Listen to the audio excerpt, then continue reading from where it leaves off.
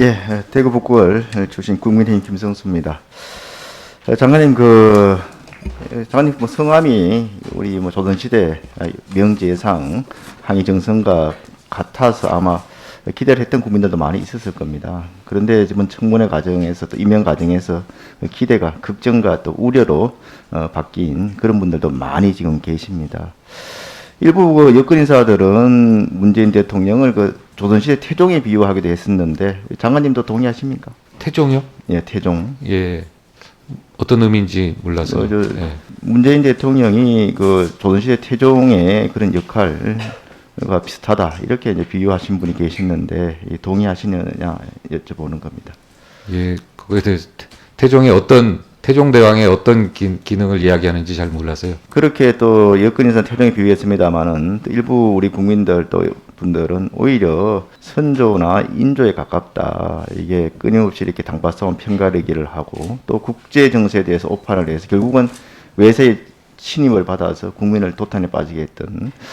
어쨌거나 평가는 역사와 또 국민들이 하겠습니다만은 좀 좋은 평가를 받도록 그렇게 해주시길 부탁을 드립니다. 우리나라가 지금 백신 접종이 시작이 됐죠, 코로나. 네. 몇 번째인지 아십니까? 나라로는 몇 번째인지는 모르겠습니다. 102번째입니다. 소위 10위권의 경제 대국이라 하면서 백신 접종은 100위 안에도 못 들었습니다. 정말 참담합니다. 그나마 지금이라도 접종이 되고 있다는 것에 대해서 다행스럽게 생각합니다. 지금 이 백신 접종이 시작되면은 언제쯤 코로나가 집단 면역이 형성돼서 종식될 걸로 예상하십니까? 정부는 11월이라고 발표한 바 있습니다. 또 다른 연구기관 EIU 그러니까 이코노미스트 인텔리전스 유닛에 따르면은 사실은 내년 4월 이후로 넘어갈 수도 있다 이런 예측까지 나오고 있습니다. 결국은 올해 연말까지는 코로나 상태 계속 지속된다고 이렇게 봐야 되는 게 맞겠죠. 네, 11월에 집단 면역이 된다 하더라도 여전히 조심스러운 방역과 이런 부분들은 같이 병행돼야 되겠죠. 이 지금 코로나 사태로 가장 엄중한 업종들이 대부분 우리 문화체육, 관광이 문체부 소관입니다, 그죠? 여행업이라든지 공연, 체육 어떤 이런 코로나 사태가 지속된 데 대해서 보관이 있습니까? 위기 상황을 극복할 또 도와줄 만한. 네, 결국은 지금 현재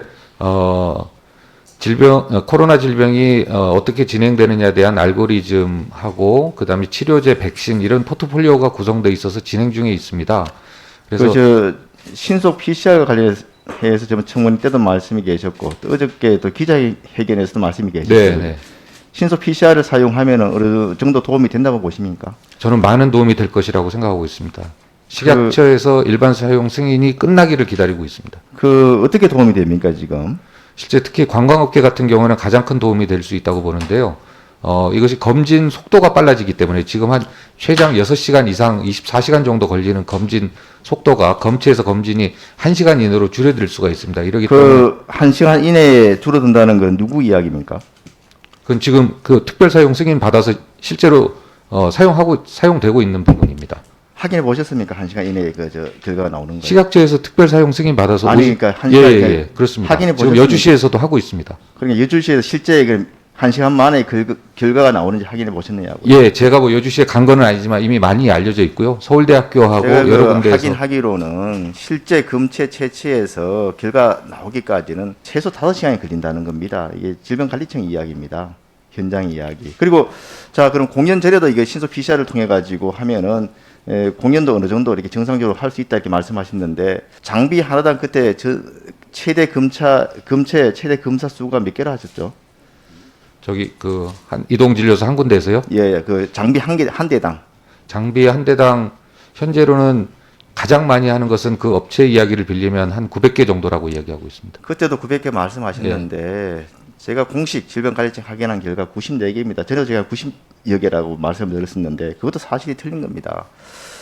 그러면은 이 90개 정도 개체에 대해서 한 5시간 걸리는 장비를 가지고 공연장에 한다는 것 자체가 이게 사실상 불가능합니다. 그리고 비용은 얼마나 드는지 압니까? 한 사람 검사당. 여주에서는 6,000원에 하고 있습니다. 실제 단가가 얼마인지 아십니까? 그거는 잘 모르고 있습니다. 지금 인천공항에서도 3월 1일부로 도입하는데 얼마 받는지 아십니까? 신속 PCR이요? 예. 지금 선별진료소에서 하는 PCR 검사가 있고요.